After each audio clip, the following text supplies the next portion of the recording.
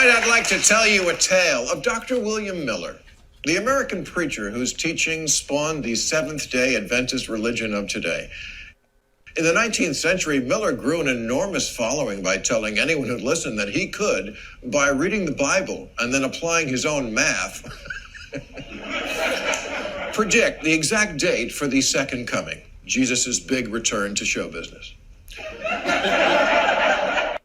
So peaking in the early 1840s, William Miller's rallies attracted thousands of people, all focused on this one idea, that the world was going to end on his predicted date of October 22nd, 1844. That is the day the world would come to an end. Spoiler alert, it did not. Christ totally blew them off. He was supposed to show up and just flaked. Typical.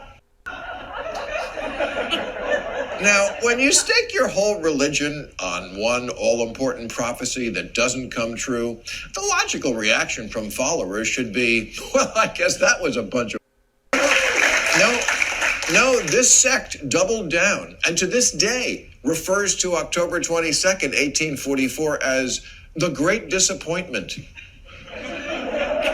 Because, of course, it's disappointing when the world doesn't end, but the important thing is that you didn't let your faith be shaken in the guy who got it dead wrong. Does this have to do with what's going on in the world today?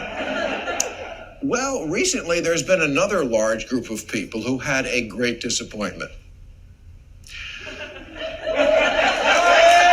And the challenge for us is, how do you get people out of a cult? Especially when every time you present evidence of what is obvious reality, they take it as proof of you being in on a conspiracy to destroy them.